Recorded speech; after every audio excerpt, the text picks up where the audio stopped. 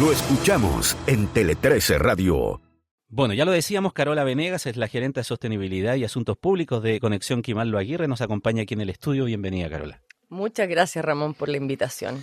Bueno, quisimos hacer un poco un resumen de la historia porque es larga, ¿no? Pero la pregunta inevitable y primaria es ¿en qué etapa estamos? Esto se ha podido acelerar un poco más, se ha podido sortear las distintas etapas que presenta y las innumerables observaciones que han sido presentadas. Mira, la verdad es que te oía mencionar los números, que en general hablamos de ellos casi todos los días, y uno podría sentirse un poquito agobiado, ¿cierto?, de pensar que un proyecto de esta envergadura pueda llegar a tiempo.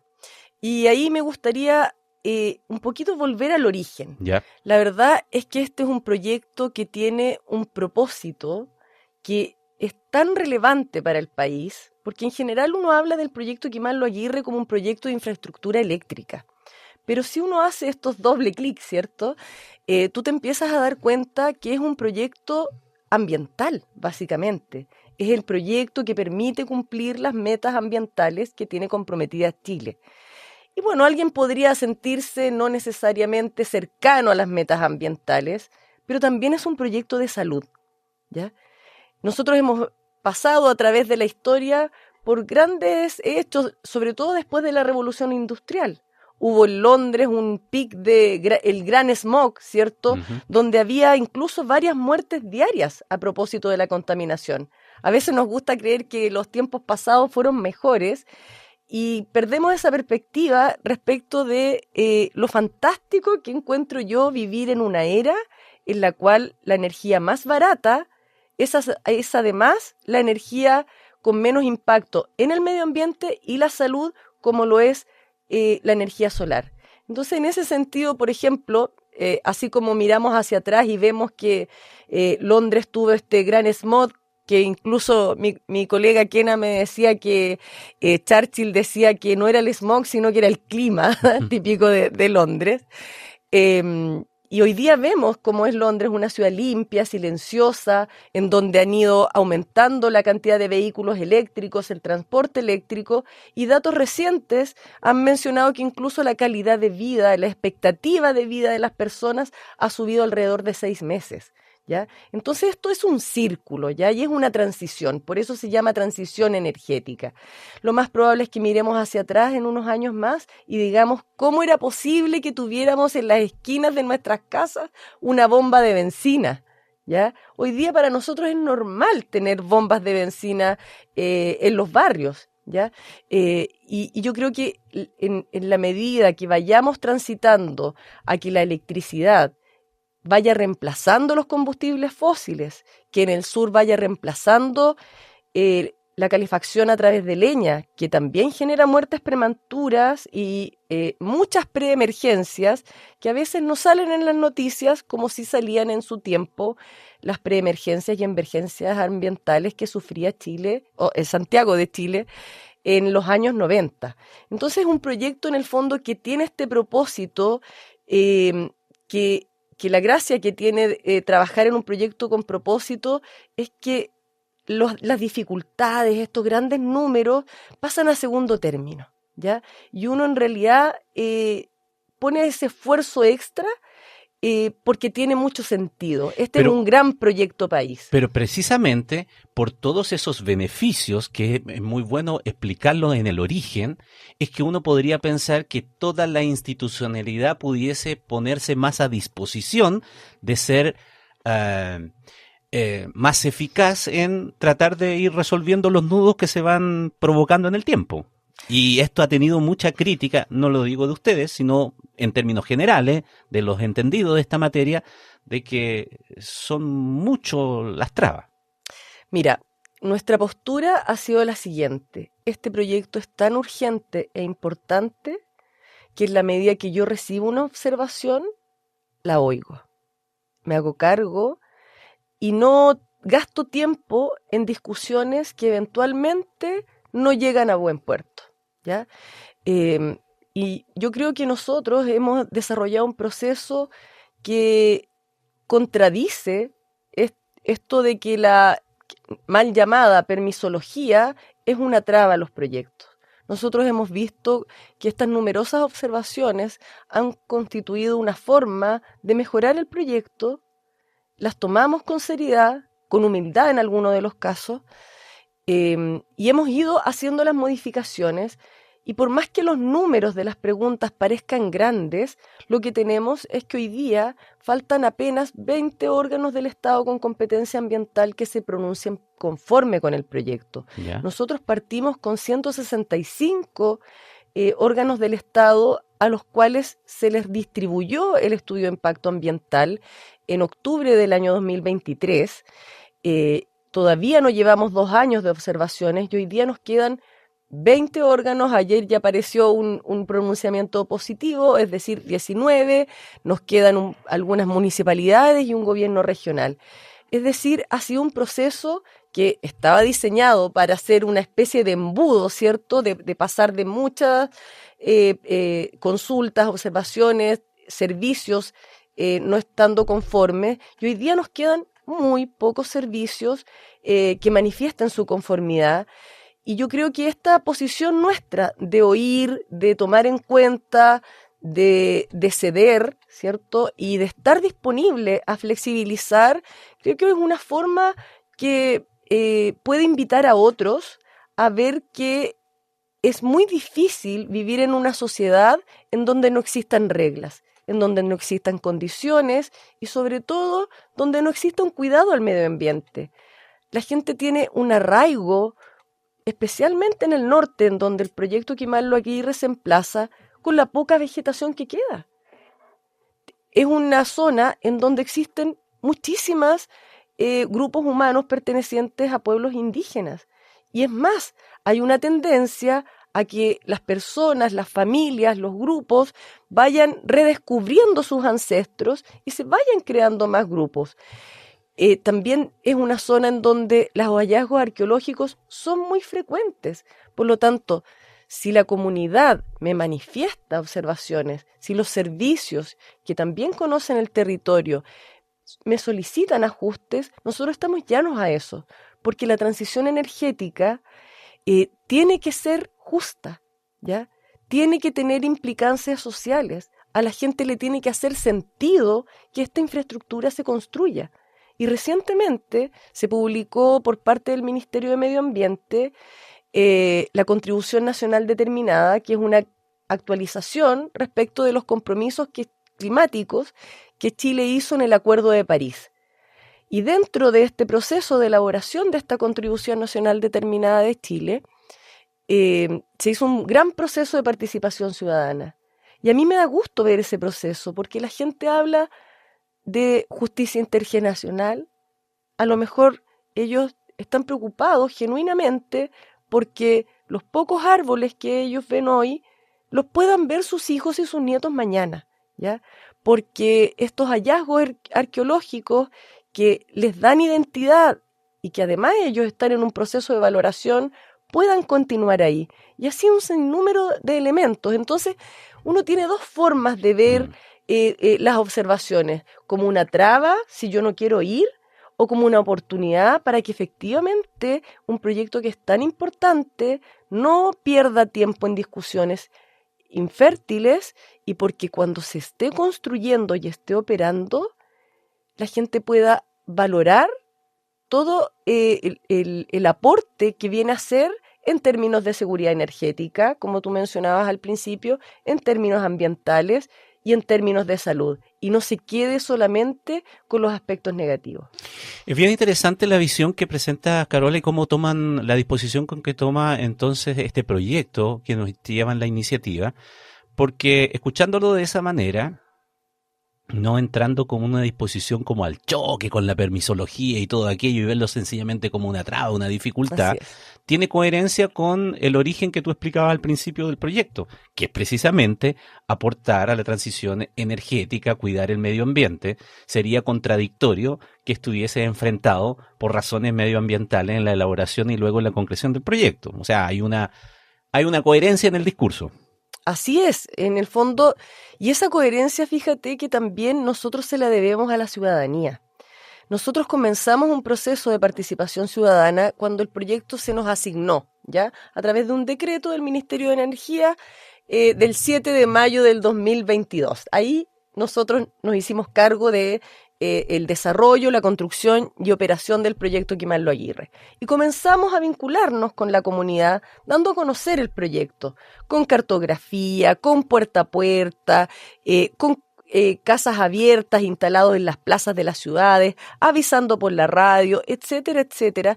Y ¿sabes qué? Nos dimos cuenta que la gente está muy dispuesta a que se desarrollen proyectos que vengan a combatir el cambio climático, porque el cambio climático, para uno que pueda andar en una autopista eventualmente, ¿cierto?, que tiene que vive en una gran ciudad, que tiene más inversión, etcétera, puede ser algo un poco más teórico. Sin embargo, para las personas que viven en zonas aisladas, que viven en zonas que están expuestas a inundaciones, a derrumbes, a incendios, para ellos el cambio climático es un tema de conversación diaria, ¿ya? Por lo tanto, nosotros tenemos que responder a esa buena voluntad que la comunidad ha tenido con el proyecto, a lo receptivo que han sido a la participación.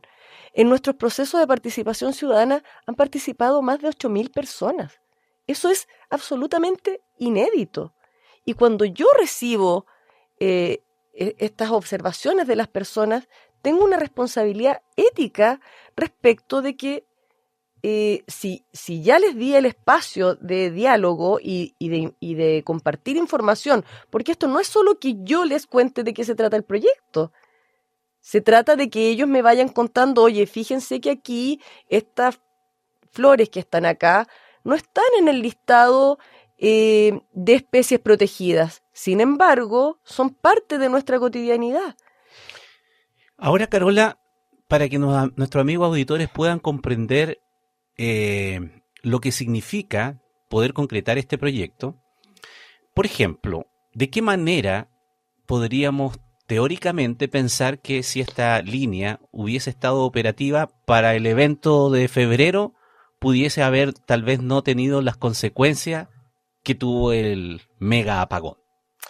Efectivamente, mira, las líneas, no sé si tú te acuerdas en el colegio que te enseñaban los circuitos, ¿cierto? Los circuitos tienen la gracia que mientras más enrejados son, mientras la malla es más compleja, uno puede no estar disponible, pero tú te vas por otro. Exacto. Muy similar a lo que ocurre con el sistema vial, ¿cierto? Con los caminos, con las carreteras, ya tú ocupas Ahora que se cerró el puente Los Aldes, si tuviésemos otro puente Los Aldes. Efectivamente, cuando tú ocupas un navegador y miras que hay una ruta que está congestionada, puedes elegir otra, o una que está en reparaciones, puedes elegir otra. Es así de simple el aporte que viene a hacer Quimalo Aguirre, pero a su vez es complejo porque es una nueva tecnología, ¿ya? Si quisiéramos hacer un parangón con las rutas viales, esta es una carretera de última generación, de alta velocidad, y de hecho está en el nivel de tensión que en Chile antes no habíamos visto, está en 600 kilovolts, entonces es mucha energía que se transporta acá de manera directa entre Antofagasta y Santiago, y al contar, ¿cierto?, con este túnel o carretera de alta velocidad, todas las demás redes que están en este mismo tramo ya existentes también se liberan y por lo tanto genera un efecto sistémico que estoy segura que incluso va a llegar al sur del país, porque en la medida que hoy día todos estos vertimientos, estas pérdidas de energía solar que tenemos en el norte, van a tener la posibilidad también de llegar incluso a Puerto Montt, ya que somos un sistema integrado. Y en el día, hoy día nosotros tenemos una posibilidad enorme porque tenemos sobrecapacidad de energía solar y podríamos estar funcionando entre las 8 de la mañana y las 7 de la tarde en el verano completamente en todas nuestras actividades que requieren electricidad, que cada día son más, con energía solar. Ahora, esto está todavía en desarrollo, y no quiero meterme o meterte en Honduras respecto de discusiones e investigaciones que hay en curso, pero a propósito de esto es muy contingente lo que estamos conversando, porque la Superintendencia de Electricidad y Combustible ha formulado cargos por el apagón, ¿no es verdad? Ha hecho algún cargo de responsabilidad al propio Coordinador Eléctrico Nacional, y entre ellas, tal vez a mí la que me parece más compleja, el haber señalado de haber operado aquel día por sobre la capacidad y el límite que tenía de transmisión de la línea. Estaba operando a 1800 megawatts cuando las propias recomendaciones o la línea roja que tenía el propio coordinador, dice la superintendencia, era de 1600, si no recuerdo bien. Ahora, de acuerdo al proyecto, esto tiene una capacidad de 3000 de transmisión. 3000, efectivamente, es el doble de la capacidad que hoy día estaba disponible. Ya. Entonces da un nivel de redundancia, porque tú tienes que pensar que el proyecto Quimalo Aguirre se empezó a pensar recién en el año 2017, en los primeros ejercicios de planificación del estado de la infraestructura eléctrica. Se publicó el año 2018 el plan de expansión de largo plazo, pensando en el crecimiento del consumo de la población, pero luego se amplió la capacidad que estaba diseñada pensando en que además permitiera retirar las últimas centrales a carbón. Por lo tanto, este proyecto tiene varios propósitos, ¿cierto? Asegura el crecimiento de nuestro consumo eléctrico, permite el retirar los últimos 3000 megawatts de carbón que están todavía en el sistema, y además eso permite profundizar el proceso que todavía es incipiente de electrificación, por ejemplo, vehicular.